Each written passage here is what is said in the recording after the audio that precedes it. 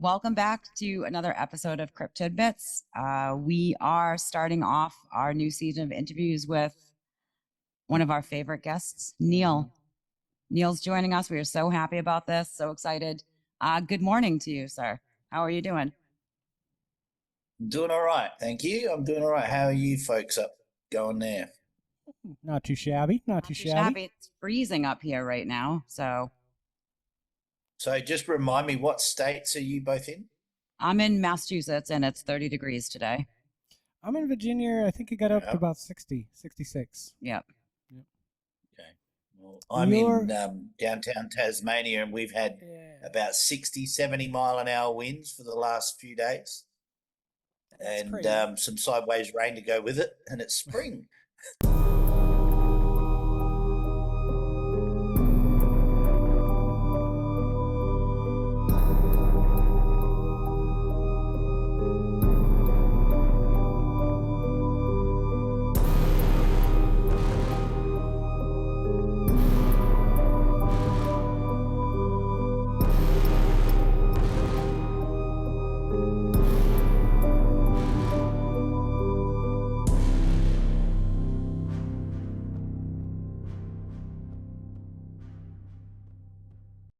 For anybody that didn't see the previous episode with Neil, put this on pause and go watch that right now I think it's up and on then phone. come back here. But if you have seen it, it was an amazing episode. Hopefully we can get Neil to do a little Led Zeppelin at the end of this one also. I got my guitar ready to go. Not likely. Can you Maybe some Supertramp. There There you we go. okay with that too? I just want to say real quick. When Jess said you were going to be on again, I was super excited because it was definitely my favorite episode. It felt great just talking to you, chatting, and hanging out. Oh, for sure. Yeah, well, I suppose someone from a different country's always got a different slant on things, so it gives it a bit more depth, Yeah. bit different. Yeah. And you're just And if you you're get his very Aussie slang, yeah. you're a very interesting interview also just because of what you do. I mean, you're the only person I've talked to or interviewed that does what you do. You don't run into somebody Yeah, every there's day that for that. yeah, there's a few other people out doing what I do, and several of them on the mainland as well. I'm in Tassie, but I've got other friends on the mainland that do what I do, sort of Mhm. thing. Which is chase Thylacine's around allegedly. But with what I've created with TAGOA, I think I've probably, without bragging, I think I've probably got one of the biggest networks happening for information coming in. I'm not as active in the field as I was last time I spoke to you because I have to work like everybody else and earn money now. The payout from my previous full-time job eventually ran out and I had to go and find a job. So but that said, that's okay. I've still got 40 cameras out in the bush. I had a bit of attrition of cameras as they slowly die because the conditions down here are very harsh on electrical equipment out in the weather. But I've still got about 40 cameras out in the bush, and we invested in some extra cameras for some of the folks on the mainland that are running cameras as well. So we've still got in excess of 80 cameras out in the bush between Tasmania and the mainland. So we're still there having a go. Yeah. How long does that usually take for you to go through all the footage when you finally get the SD cards back? Well, when from I them, had or- 80 cameras, it used to take me about 3 weeks to go through it all. And that was not working. Mhm. So now that I'm working, I'm down to 40 cameras, so I can knock it off reasonably quick. And we don't have any camera sponsors anymore. All of the camera sponsorship has expired, and I've kind of let that happen naturally because it's one thing going through all the cameras, but then when you have to email 80 different people and send them a whole heap of shots, that's the other side of it that took a lot of time. So I've sort of condensed things a little bit for myself, just so that I can still do this a bit more organically and at my own pace rather than be under the pump while I'm working. Do you think your chances of being in Tasmania are better or worse than being on the mainland? I wouldn't say they're better or worse, but I think if you look at statistics as far as sightings in which footprints and headless kangaroos, primarily. Headless wallabies have been I saw mutilated that by on your what I believe Instagram. are thylacines. I think you probably got more chance of finding one on the mainland. And that's purely because of geography as well. There's a lot more sightings on the mainland, but it's a much bigger area to cover and look. But the conditions aren't quite as harsh as they are in Tasmania because it's so bloody cold down here all the time. I know you originally had a sighting. What was it 2010, 2009 was one of your Yeah, first. 2010. Previous to that, like prior when you were a kid, was this something you learned about in school a lot? Like, did they bring thylacines up in school, or was this something you kind of stumbled That's upon? Yeah, I kind of stumbled upon it at school. So the vintage that I am, that was grade 3 in 1976. And I had a teacher that was rather violent and aggressive and awful. And she used to belt me with the yardstick or the meter ruler because when I was at school, we had both. We were converting to metric, so you could get hit in metric or get hit in imperial. So I used to fall asleep because I was on medication for my heart as a child. And I got moved into a different class. And the class that I went to, the teacher there was much kinder and more gentler and a nice teacher. And we used to get free time where we could go and grab a book and read. So he used to encourage us for a couple of hours during the day to grab a book and go and read. And I grabbed this book on animals and I was going through it and I could read, but I wasn't a great reader. You know, I was only 7 or 8 years old at the time, but I could read. And I found this animal in this book. It was all native Australian animals. And it said thylacine or Tasmanian tiger, endangered species, presumed extinct. And I asked my friend who was sitting next to me, what does endangered or presumed extinct mean? And he said, that means they're all gone. There's none left. And it sort of intrigued me at the time, like, wow, imagine if they're not all gone and there's still some out there. And you wind the clock forward another 40 odd years and here I am. Yeah. Well, actually, more than 40 years. But yeah, I wasn't going to say it. I wasn't going to say it. And it was probably about 40 years when I started chasing this thing around. Yeah. Yeah. Wow. They had, what was it? Just last week, I saw an article, a new species that was discovered after 50 years of presumably being extinct in Australia, right? Yeah, it wasn't extinct fully, but it was extinct in the state of New South Wales. So it's a little bit misleading, and the press do love to mislead people when it comes to these things, as we all know. But it was the leadbeater's possum, and it hadn't been seen in New South Wales, I don't think, ever. I don't think it had been categorised in New South Wales. I'm not certain on that. But it still exists in Victoria, even though it is an endangered species. It's all vulnerable. I can't remember exactly what its status is. But yeah, I mean, these Lazarus species keep popping up, don't they?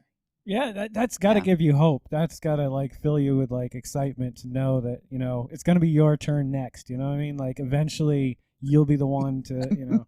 I just think that's exciting to see things like that. It is. I mean, it means it's doable. That's how I see that.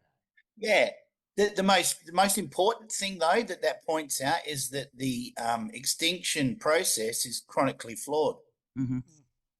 Yeah. They don't have all the answers. They have assumptions. And if they can get, you know, another half a dozen of their colleagues to assume the same things and peer review them and they all rub shoulders and agree, then that's a decision. Right. You know? Yeah. Instead of doing some Jurassic Park, they can start doing some conservation instead. Yeah, you're on it. You're on it. That's exactly right. And you know, and that's a fair call for a lot of things. Like when I was jumping up and down a few years back, making a lot of noise, they were saying, "Oh, well, we should be conserving the species that we know are there instead of wasting time and money looking for things that are gone." Well, you know, that's a fair call to a degree, but if there's an overwhelming amount of anecdotal evidence that indicate that not everything is gone, then they should be looking for the things that they claim are extinct. But there is an absolute resistance in this country from academia to do that.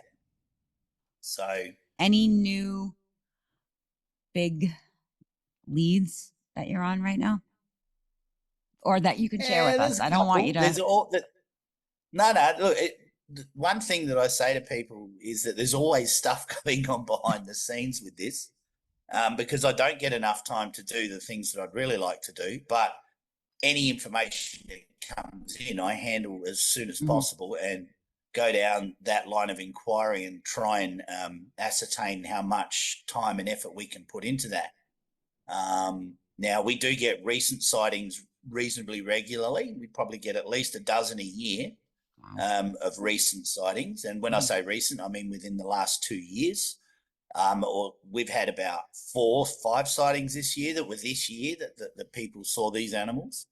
And they're in different states all the time, right across the mainland and in Tasmania. I don't get as much information from Tasmania, ironically, but I think that's largely because of the way Tasmanians want to own this animal, and they have owned it historically, and they want to protect it as well. Yeah.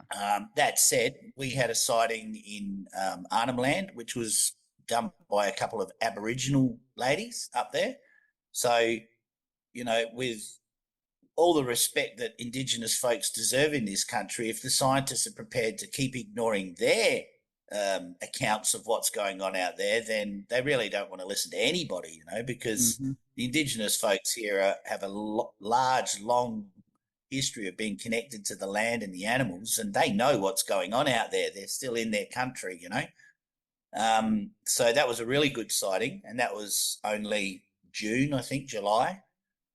This year we had another one in South Australia around the same time. I've had a couple of recent ones in Western Australia. We've had a couple of sighting reports of Thylacine, the marsupial lion.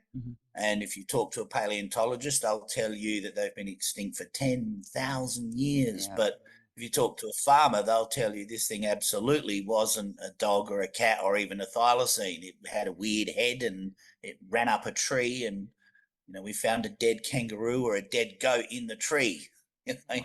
Thylacines aren't known to be arboreal, but marsupial lion is. So that's still out there, I believe. And we get sighting reports, historical and reasonably recent, of that animal from almost every state, so especially Queensland. There was zoologists back in the 1920s who catalogued that animal based on their own experiences, but they never actually shot one or trapped one to prove that what they'd seen was it, but they did collect its footprints.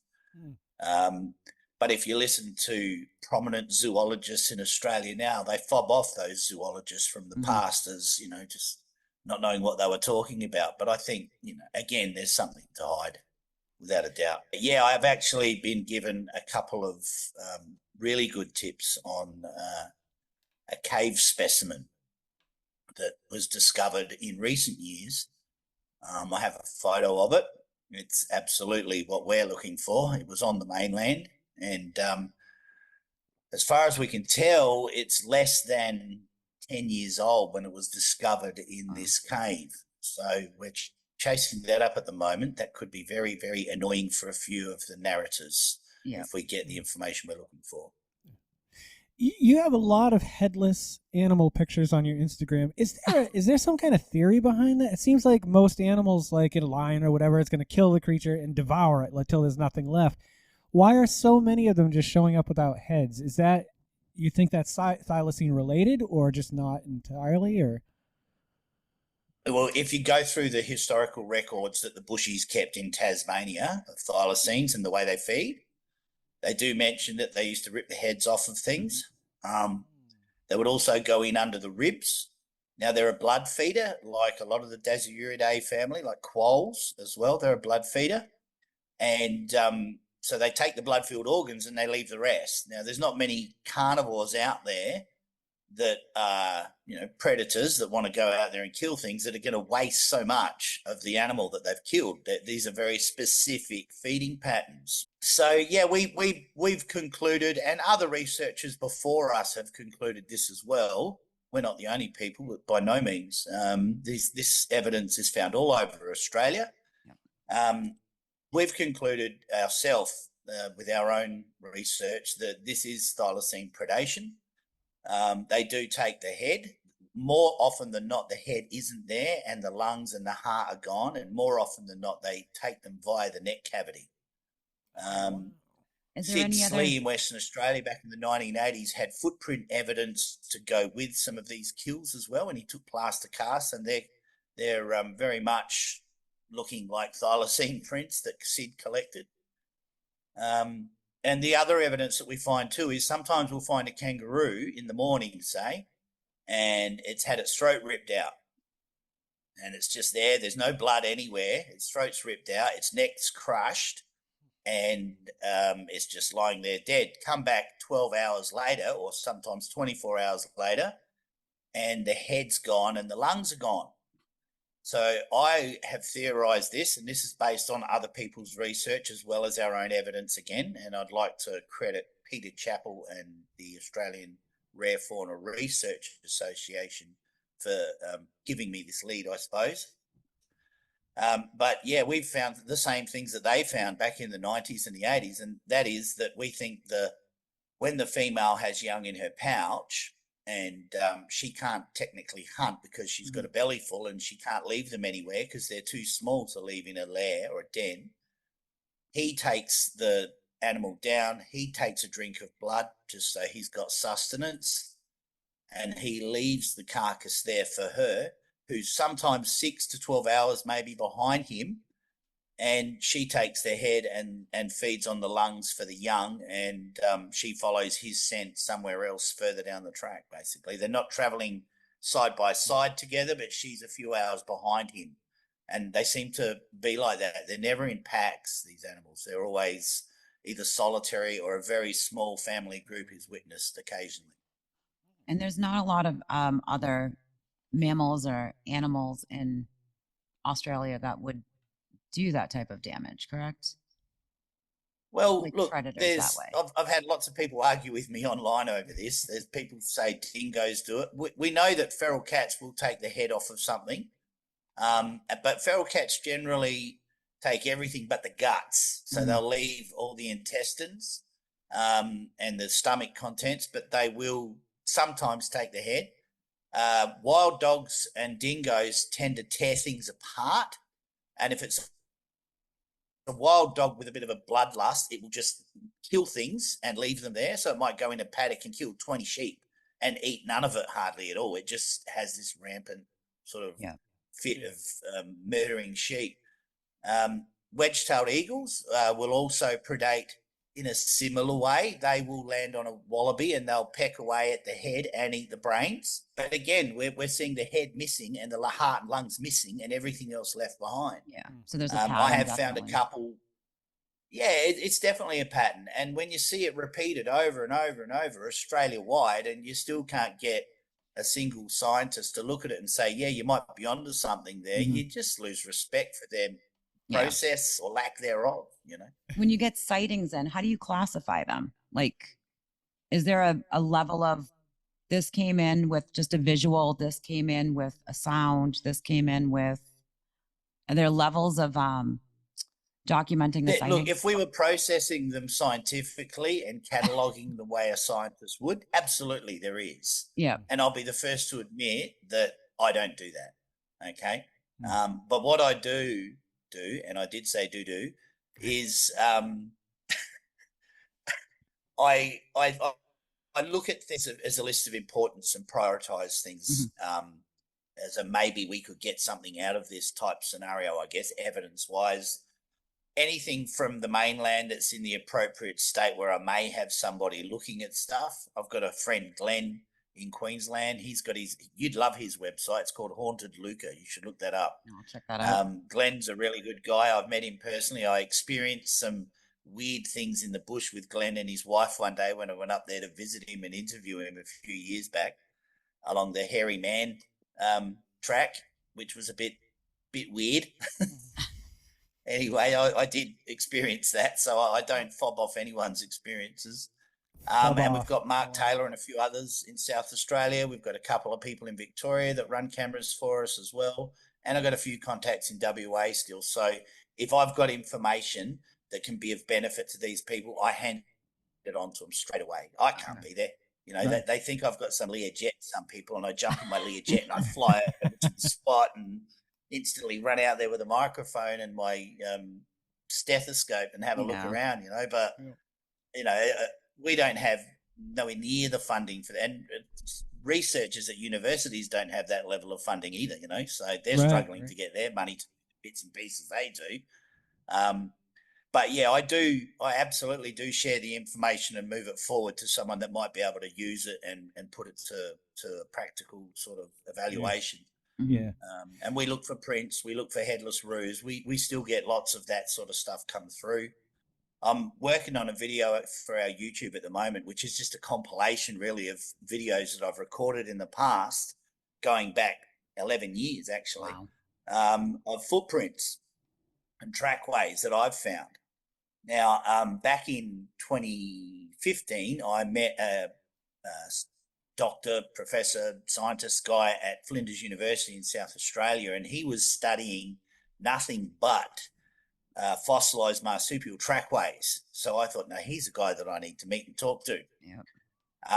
He's a nice enough chap to pour a couple of plaster casts for me of fossilized prints. At the time, he was working on his thesis, and he had some awesome images of fossilized thylacine prints. One of them was a three-dimensional print. So they had layers of sandstone. And about 10,000 years ago, as we all know, there was some sort of catastrophic flood that covered everything. So this sandstone has formed. Now, he was walking along some cliffs on the coast of Victoria in a particular video. I saw him on in television. This is how I got onto this guy. And the ceiling of the cliff collapsed and it exposed a three-dimensional thylacine footprint hanging out the ceiling. Now, when I met him, I asked him, could I have a copy of that? Because I'm getting these prints with the big 5 digits and all the rest of it. And he couldn't provide me with one of those, but he did give me a plaster cast.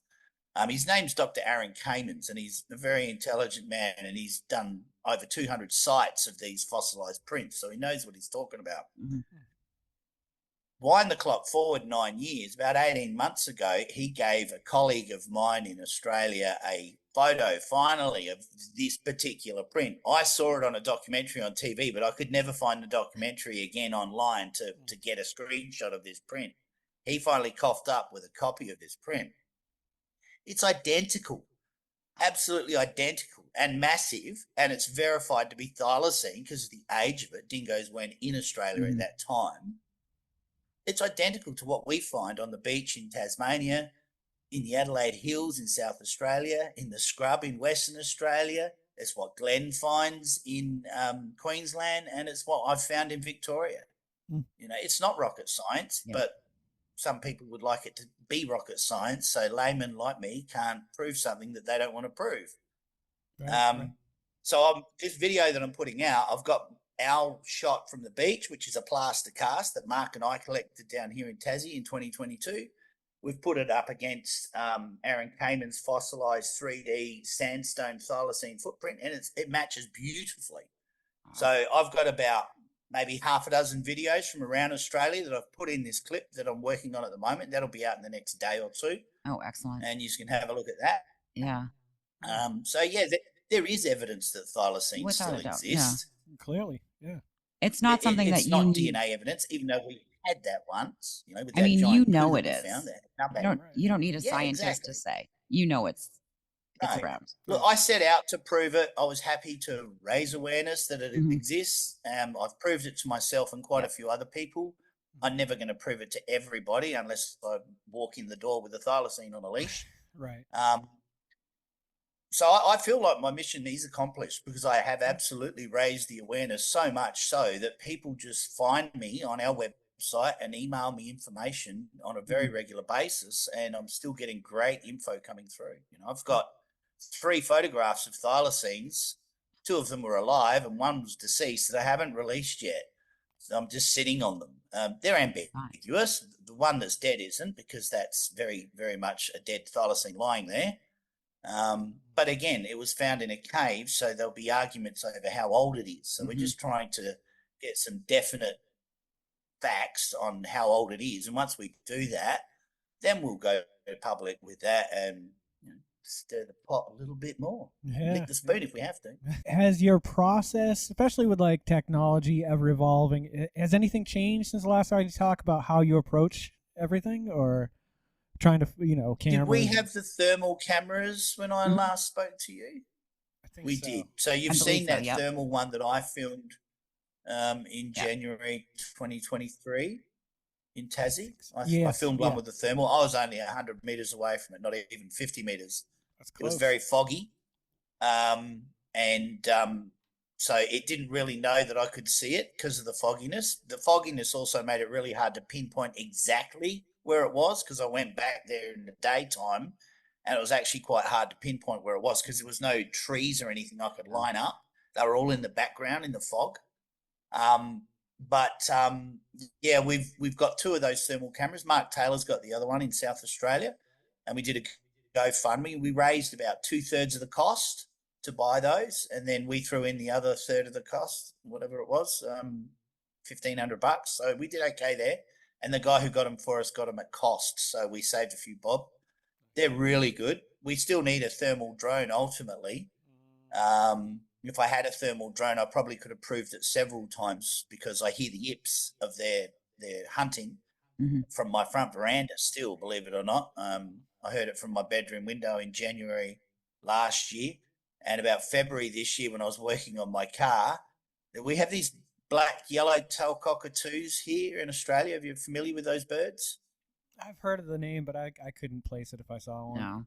No. Okay, you know the big white, yellow-crested, sulfur-crested cockatoos. Yes. You see them in movies and Yep. stuff in America. They're very popular as a pet. Well, we have a black, yellow-tailed version of them.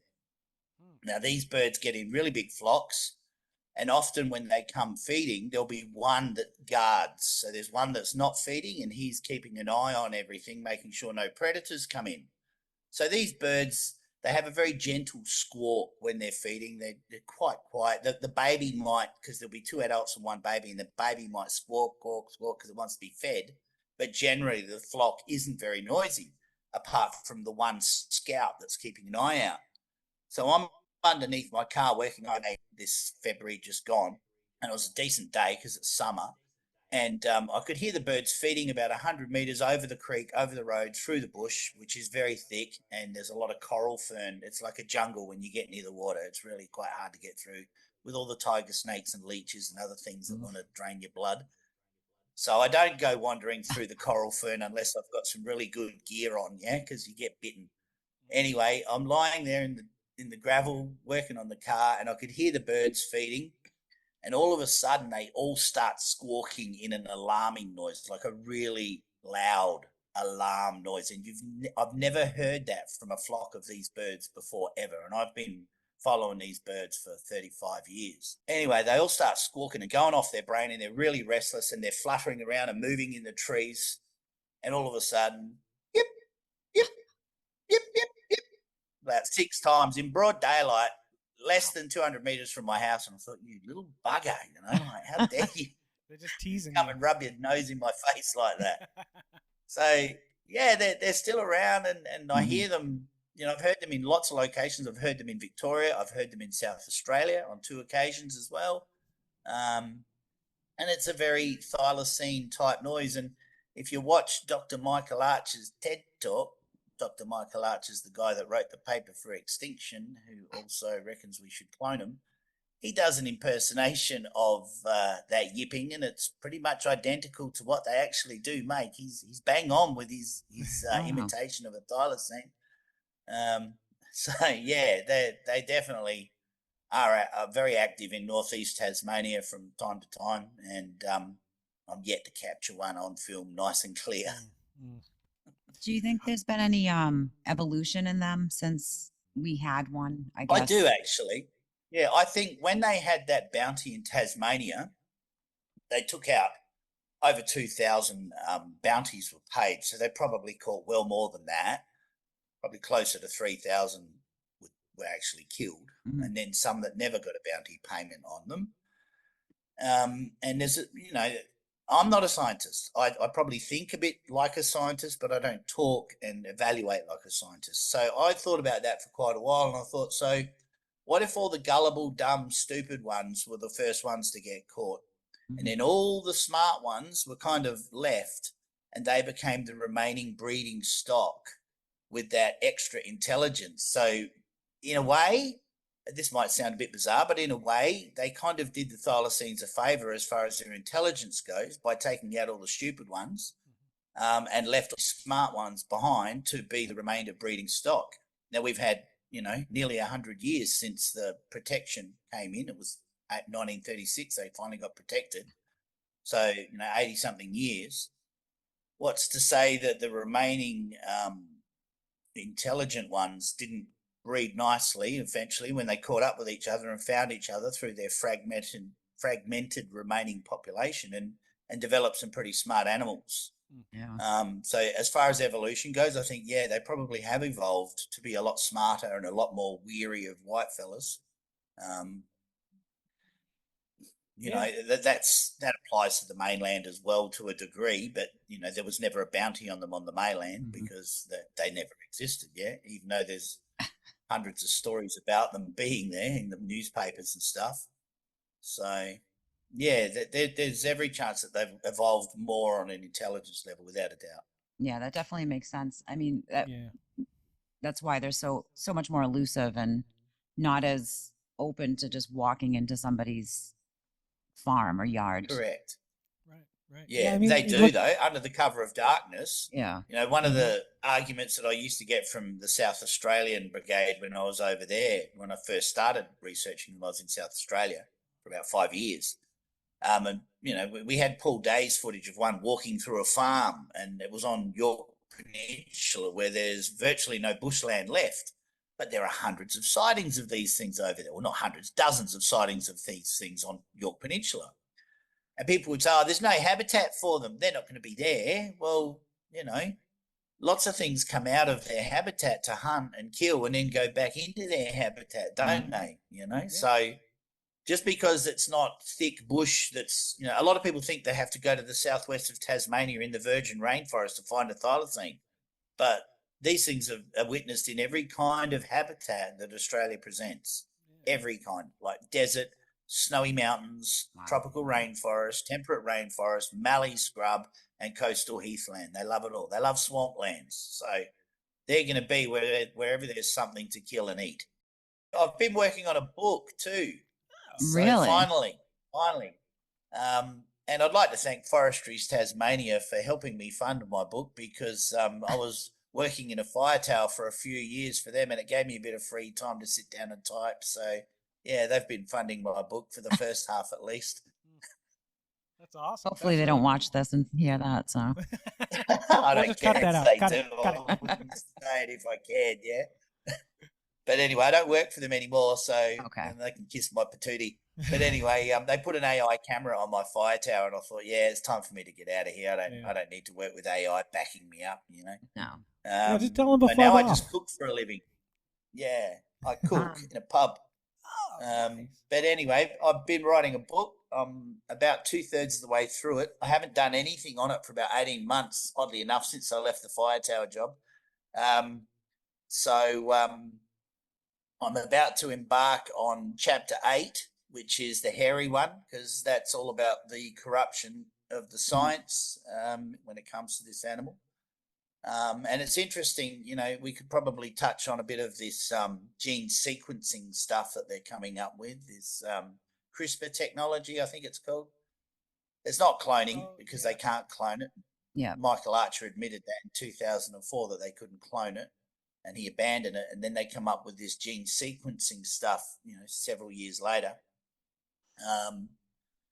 But the chapter I'm into is going to be called A Night at the Museum. And it's called A Night. It might be the long night at the museum, actually. But anyway, a bit of background on that. In 1997, Dr. Michael Archer, the man who wrote the extinction paper, became the director of the Australian Museum. And that's a good thing, got a new director there. But under his leadership, a lot of specimens went missing from the collection. Over 2,000 specimens went missing from the collection, including a baby giraffe that was 12 foot tall. Somehow they got that out the museum. Several thylacine specimens went missing, including the eyeball of the Mundrabilla cave specimen that was found in 1966, I think, or 64 on the Nullarbor in Western Australia, not far from the South Australian border. That was a very fresh looking dead thylacine that was 2,000 years old, even though it looked about 3 weeks old. Anyway, staying on point, a lot of these specimens went missing. Staff members were coming up to Mr. Archer and saying, "Sir, there's things going missing. We need to do something about this." And he kind of fobbed them off and fobbed them off and fobbed them off until they went above his head and reported it to the police. When it was reported, it was about 2001, I think. And so we have a thing in Australia called an Independent Commission Against Corruption, or an ICAC. So they investigate it internally to keep it a bit tidier and out of the papers and keep the general kind of, cumbersome detectives away from it, I suppose. It was discovered during that inquiry that the man who was caught with all of the specimens that he hadn't sold online in his house worked directly under Dr. Michael Archer's supervision, oddly enough. When they had the ICAC, they asked Dr. Archer a few awkward, sort of prickly questions, and he couldn't answer them very well. And I have a full transcript of the ICAC, and I've got written permission from the commissioner to print it and to use it in any kind of media that I want to use it in, be it print, video, or podcast. And yeah, there's some interesting things there about Dr. Michael Archer. He resigned during the middle of that inquiry and took on the job of being the head of zoology at Sydney University, oddly enough. And oddly enough also, ever since then, as soon as there's anything about carnivorous marsupials discovered in fossil records, it comes out of his office. So being the man that wrote the extinction paper, the man that was in charge when so many genetic specimens went missing, and still being the mouthpiece for the extinction, primarily, when you see a documentary, it's always him they go to. They don't go to any other zoologist in Australia apart from Nick Mooney in Tasmania. So I thought that was a whole lot of interesting coincidences that need to be, made public. And I've got permission to do that. And I'm going to publish those coincidences. And if you have a look at the Australian National Museum website, there's a real interesting thing there. They've got a page there for past directors. And between 1997 and 2001, there's this big gap that's not filled.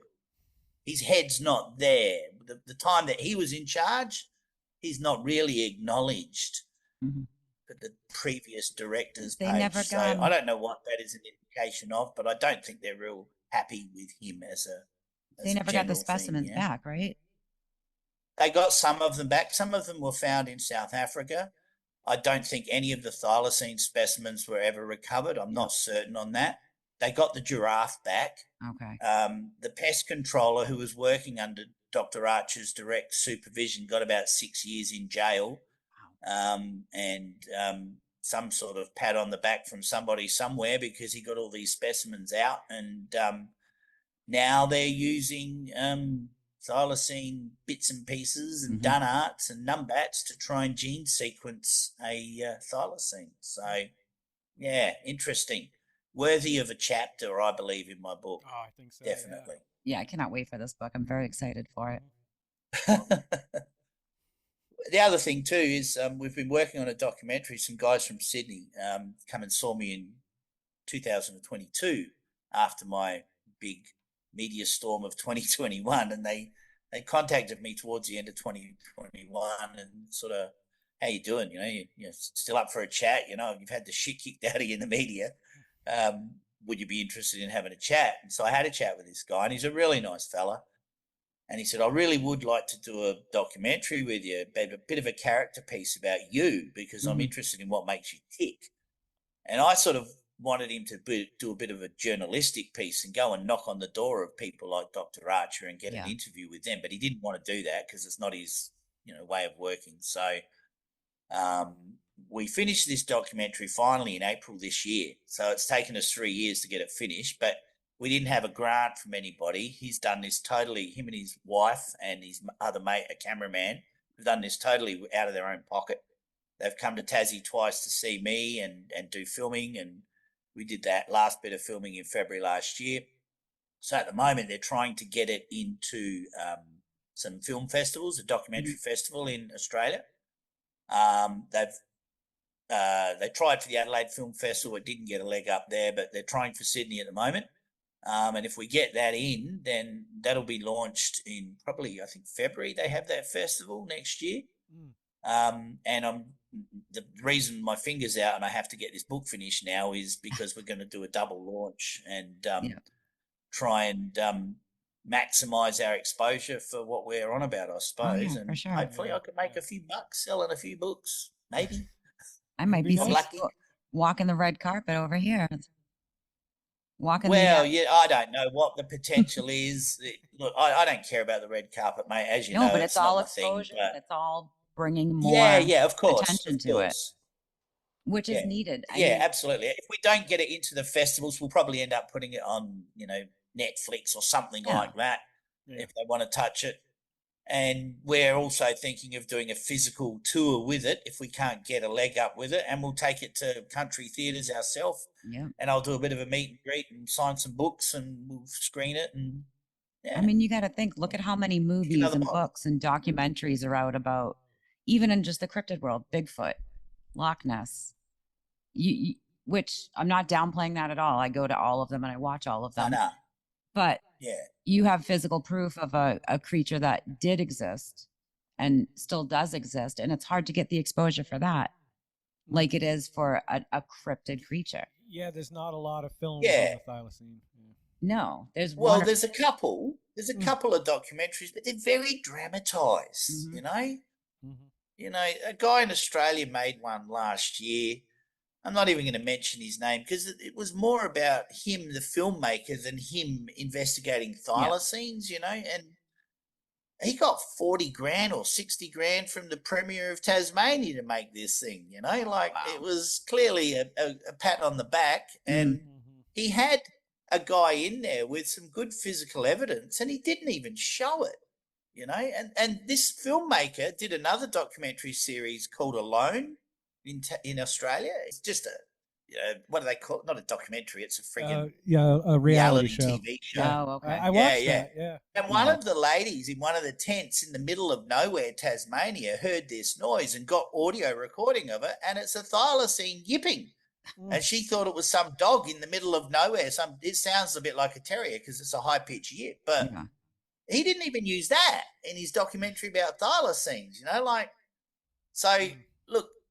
My book is going to be one of the very few books that are out there that say this animal exists and this is why. They nearly all are retrospective of its demise and how sad this is and this is why, I'm going to say the complete opposite. How sad it is that they won't acknowledge this thing is still alive. So, even the online museum, Natural Worlds, acknowledges that it's critically endangered and not extinct. But even, there's some good scientists involved with that. But that still doesn't get a leg up with the IUCN. They still don't say, oh, maybe we've got it wrong, Dr. Archer. Maybe we should examine your paper and maybe write a new one, Do you think it's because of the the shame of how they went extinct? Do you think they're trying to bury the fact of the bounties? Because of the corruption. Okay. It's absolutely the corruption. Definitely. There's a corruption of and when I say corruption, I don't mean that Dr. Archer's a criminal. What I'm saying is the process of science is corrupted. I don't think he left his office when he wrote that paper for the Thylacine's extinction in 1978. But I've got a book published by the Australian Museum in 1981, and he is the author of it, and he's classed it as extinct in that book, and it wasn't even declared extinct until 1986. So he's a little bit oversure of himself and a very arrogant man when it comes to this subject, and that's on film. You can see how arrogant he is. You only have to research his videos about it. And he's, he won't give if he hasn't got an agenda, he's really made it look like he has got an agenda by accident, Do you have a working title for your book yet? Yeah, I've got two, but we're going to blend the two. So the new doco is called Eyes Like Diamonds. And that's a quote from me talking about the one I saw in the middle of the road under headlights. And the subtitle will be the Thylacine Extinction Narrative. Ooh. Keep an eye out for that, everybody. Yeah. It's okay to drop a few, we'll get them interested now, hopefully. Oh, yeah, without a doubt. Get your pre-orders in now. Don't put that sort of pressure on me. Thank you again for joining us. I'm so glad you came back. Talk about updated research, your new book coming out, which I'm very excited for, and the upcoming documentary. All that will be around February? Probably closer to April, but the new doco may be out in February because that's when it gets that. If it get it into that festival in Sydney, I think it's called Aerial, the festival. Mm-hmm. If we get picked and we get selected, I'll probably have to go over to Sydney and do the hello, I'm Neil, and I hope you like the documentary thing. And then between now and then, I have to get typing and finish off this book. So that's what I intend to do. Excellent. And definitely keep us updated with any way that we can help out, promote anything you need. Everybody start sending Neil. Neil will start a GoFundMe. We'll get him a thermal drone because we need that footage. I haven't got time for that at the moment. So. Well, you at least sold 2 books. If people just watched our YouTube videos, we'd have a little bit more money because we get that advertising. That's our only form of revenue at the moment is YouTube advertising. I'll make sure to put it in the description below and send everybody over there. I want this to happen, just like the last time I talked to you. I know that they exist, and you're convinced, but we need everybody else convinced also now at this point. Yeah, and there's other people out there looking on the mainland as well that I'm not associated with, and some of them I don't really like, but I hope to God they prove it, Yeah. For the benefit of nature and the animal and conservation in general. I don't care who proves it. I've always said that. As long as somebody does. And if I can provide enough evidence so they know what they're looking for, my job's done.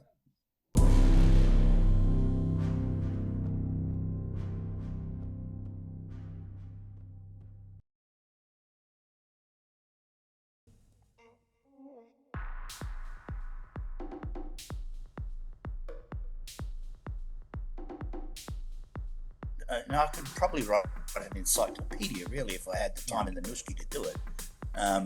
But I'll get a soft copy book. I don't know how thick it will or won't be. Maybe 150 pages in the end by the time it's edited down. But it'll be a good field guide for going out and looking for evidence at the very least. And people will either laugh at, and there will be plenty of people that laugh at me. Make no mistake about that. I'll get canned by a few, but I don't give a shit. But for every person you get canned, there's 100 people that are interested in this, in your story. They can go fub themselves. Sorry, mate? I've never heard the term fubbing before, and now I'm going to use it all the time. Fobbing. Fob. Yeah. It's fobbing off. It's they like can go fob disregard. themselves. It means to disregard. Get fobbed off. It's not. It hasn't got any other sexual connotation. You love the slang, and you always use it wrong. This is the second episode where you use the slang wrong. Yes. I believe you did last episode too. I do believe she's right, Jason. I think you did misinterpret some of my slang before. I know Jay's got a question here. A really important question for you. I wrote this down. I did not want this to slip by, and I'm assuming you guys have these there. But what's your favorite flavor of Oreo cookie? Do you have Oreos? I know what Oreos are. Do you have the different flavors? You don't eat? I try not. I mean, I do eat biscuits or cookies that you call them. We call them bickies. That's slang for a biscuit here. Bickies. Got any bickies? And you dip them in your tea or your coffee. There's another bit of slang for you. Write that down. Did you call them yogurt tubs? Yogurt tubs. Yeah, write that down. Write that one down before we go. And the other one I called him is knob jockey as well, because he is a knob jockey. Jay's just learning so much more slang today. Here's another one for you. Get your pen ready.